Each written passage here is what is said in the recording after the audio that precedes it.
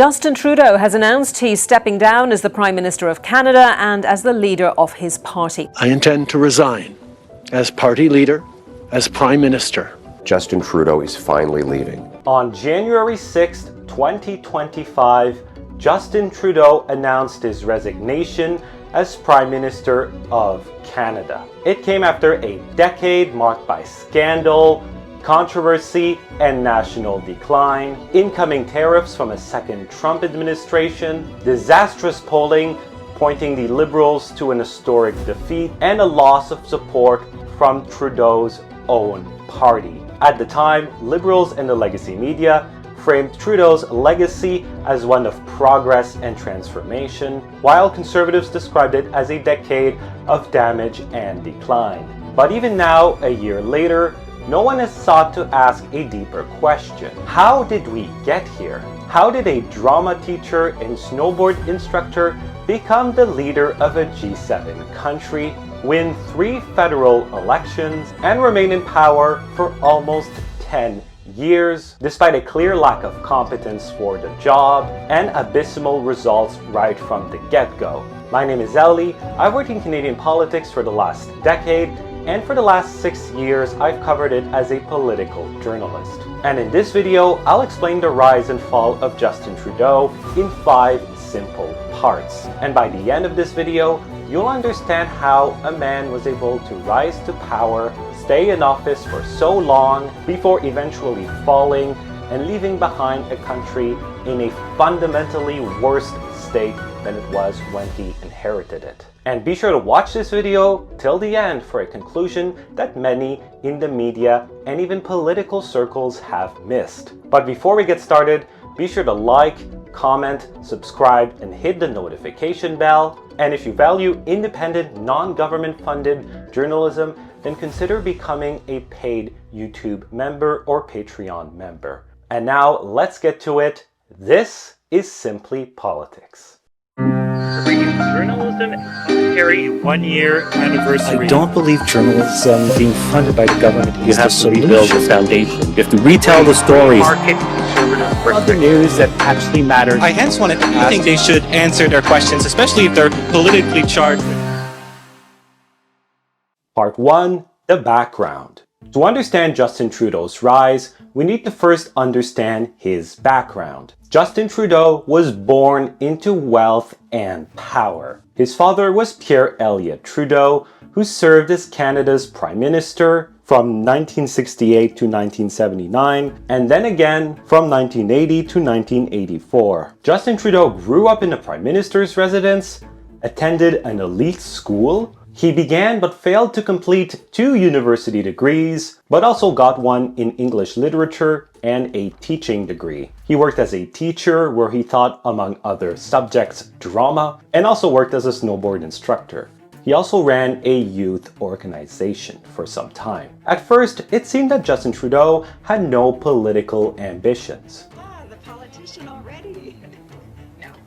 But as we're about to see, that would eventually change. Part 2. The rise. In 2007, Justin Trudeau announced his entry into federal politics with a nomination bid for the Montreal riding of Papineau. He would seek to become a federal member of parliament, and in the 2008 federal election, he was elected to parliament. Then, in the 2011 federal election, the Liberal Party of Canada suffered the worst defeat since Confederation, finishing in 3rd place. But Trudeau was one of the few Liberal MPs who survived that loss, and he kept his seat. Then he sought the leadership of the Liberal Party of Canada and won that contest in a landslide, in part due to his name and his good looks. By 2015, Canadians, particularly in Eastern Canada, had begun to be tired of Conservative Prime Minister Stephen Harper,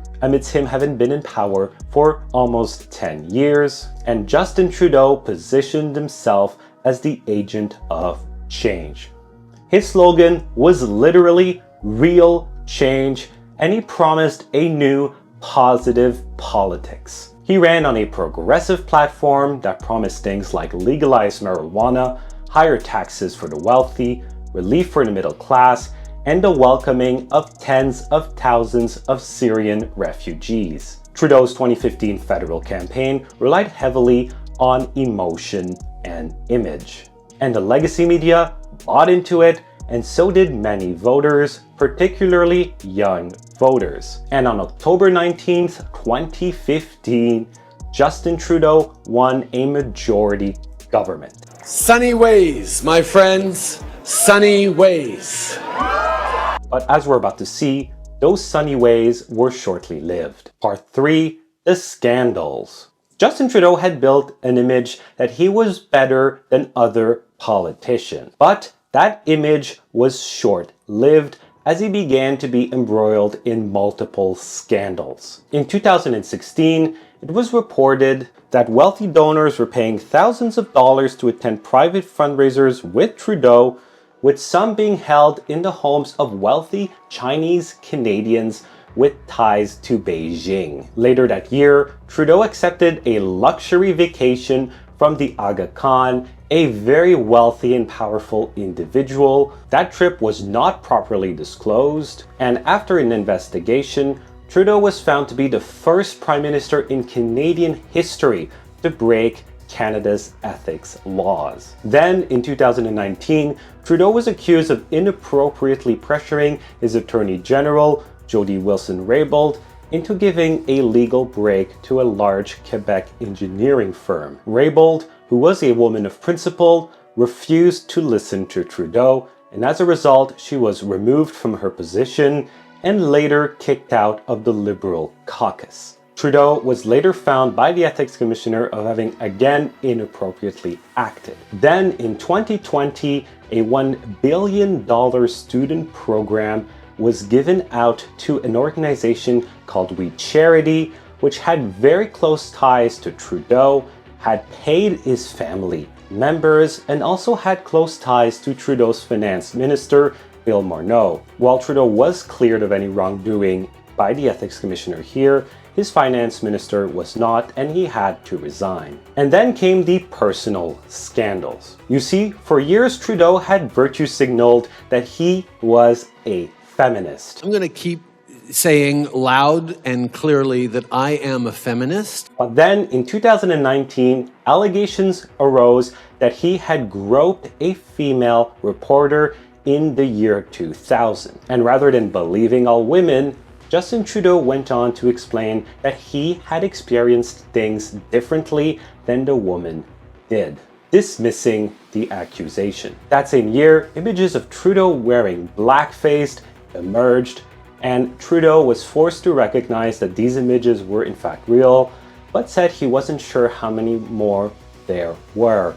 The Prime Minister has put on blackface so many times. He has degraded black people. He literally put a banana in his pants. International controversies also took place, including a 2018 trip to India where Trudeau played Mr. Dress-Up and where a terrorist was invited to a formal event. Trudeau was also once caught gossiping about the President of the United States, Donald Trump, with other world leaders, in a moment that made Trudeau look like a middle school child.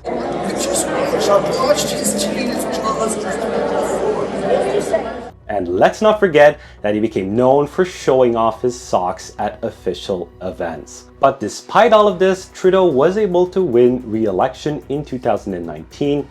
He stayed in power by ditching the positive politics of 2015 and running a fear-based campaign, while also taking advantage of a weak NDP and an ineffective Conservative campaign. That said, his image was seriously tarnished. Part 4, the destructive policies. Another thing that contributed to the fall of Justin Trudeau were a series of harmful and ideological policies that eventually Canadians began to feel the effects of in their daily lives. On immigration, in 2017, in response to the Trump administration, Trudeau tweeted out, "Welcome to Canada."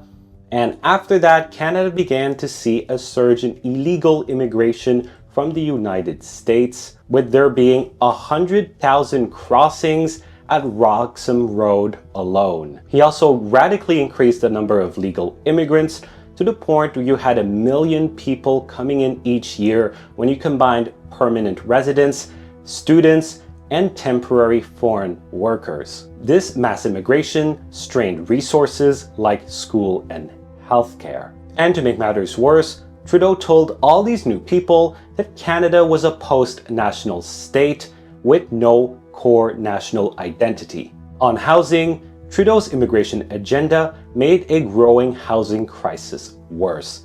That's because there was suddenly a much greater demand. It got to a point where Canada was welcoming 5 immigrants per new home being built. Home prices doubled under Justin Trudeau's reign. Today, many young Canadians feel like they will never be able to afford a home, and homelessness has also surged, with 10 cities that were often nicknamed Trudeau towns popping up from coast to coast. On the economy, while Trudeau had promised quote-unquote modest deficits with a balanced budget by 2019, he instead had deficit after deficit after deficit. He added record amounts of debt, in fact more debt than all other prime ministers before him combined. He also rose taxes, most notably the carbon tax, and the Canadian dollar, which under Conservative Prime Minister Stephen Harper traded above the US dollar, traded below 68 cents US under Justin Trudeau. The economic situation in Canada has gotten so bad that almost half of young Canadians want Canada to join the United States. On energy, Trudeau mused about phasing out the oil sands. His government introduced bills like Bill C-69 and C-48, which critics say caused harm to the oil and gas industry. And since 2015, $670 billion worth of energy projects have been cancelled. This has fueled Western alienation, and things are so bad now that an Alberta independence referendum is likely in 2026. On drugs and crime, Trudeau pushed a drug liberalization agenda, including drug consumption sites, as well as the decriminalization of drugs and a so-called safer supply. These policies have been nothing short of disastrous. The government passed Bill C-5 and Bill C-75, which weakened bail and sentencing rules, resulting in repeat violent offenders being released into the streets. Violent crime rose by nearly 40%, and violent crime per capita in Canada exceeded the United States. Theft and petty crime, like shoplifting, have also exploded. Unassisted death, which became legal under Trudeau, alas because of a court ruling, what started as a limited measure for people with a foreseeable death started to become wildly expanded and was even approved for people with mental illness, but thankfully that extension was paused. Still, the expansion of assisted death caused a lot of damage in Canadian society. Now in some provinces, assisted death makes for 5% of total deaths. There have been reports of people seeking an assisted death as relief for poverty, and assisted death has been offered to veterans. On free speech, Trudeau radically changed how Canada viewed free speech. Trudeau introduced censorship legislations like Bill C-4, Bill C-11, and Bill C-18. Bill C-18, dubbed the Online News Act, resulted in Meta blocking news on Facebook and Instagram.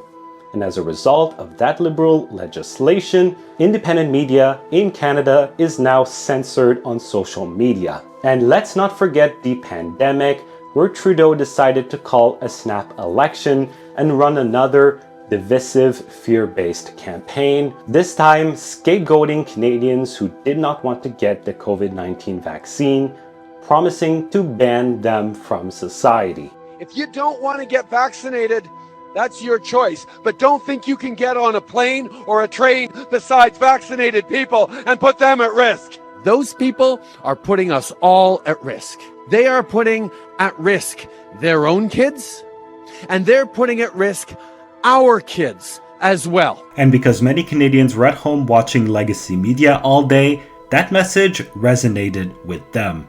After winning that election on fear and division, Trudeau made good on his promise and even took it a step further with a vaccine mandate for truckers. This sparked the Freedom Convoy, a major vehicle protest that took place in front of Parliament Hill. This was an overwhelmingly peaceful protest, but despite that, Trudeau opted to invoke the Emergencies Act to freeze bank accounts, and there were mass arrests in the streets. If you ask me, this changed everything, and Trudeau was never really able to recover from this. And after he did this, every time he would go out somewhere, he was protested, often very harshly. Part 5, the fall. We've now seen the scandals and the harmful policies, but to truly understand his fall, there are 4 dates that we have to keep in mind. The first is September 10, 2022. This was when Pierre Poilievre was elected as leader of the Conservative Party of Canada. Poilievre gained incredible momentum by running on a campaign that effectively pointed out all of the problems that had appeared in Canada under Trudeau. In the months that followed Poilievre's leadership win, polling began to change. Trudeau eventually became the least popular prime minister in Canadian history. It got so bad that some polls suggested that Trudeau could finish in 4th place. The second date is September 4th, 2024. This was when Trudeau's coalition deal with the Socialist NDP party was ended by NDP leader Jagmeet Singh. This made Trudeau's government more vulnerable, highlighted more failures, but Trudeau was able to remain in power because Singh opted not to call an election. The third date is November 25, 2024. This was when US President-elect Donald Trump announced his intention to impose 25% tariffs on Canada if Canada did not address its border issues. This highlighted how unprepared Canada was for a second Trump administration and caused panic in the country's economy. And the fourth date is December 16, 2024. On that day, Trudeau's finance minister and deputy prime minister, Chrystia Freeland, announced her resignation just before she was set to deliver a fall economic statement, and she issued a scathing resignation letter. And with all of that build up, come January 6, 2025, Justin Trudeau announced his intention to resign as Prime Minister once his successor was chosen. I intend to resign as party leader, as Prime Minister. And it was in that moment that the fall was complete. My friends, the conclusion I want you to take away from this video, and which I don't think has been discussed enough, is never underestimate the ability for one person to mess everything up. You see, Justin Trudeau, a nepotism baby who had arguably not done much impressive things in his life prior to running for office, and who was arguably elected prime minister in large part due to his last name and his good looks, went on to turn one of the most prosperous countries in the world into one of cultural decay, addiction, poverty, crime, lawlessness, and lack of optimism for the next generation. Canada tragically became an international laughingstock under Trudeau, and now we, as Canadians, are left to pay that price and clean up the mess while Trudeau is relaxing on a yacht with pop star Katy Perry. Anyways, those are my thoughts on Justin Trudeau, but I want to know yours, so comment them down below. And if you like these videos, consider becoming a paid subscriber in order to support my independent journalism. Until next time, God bless.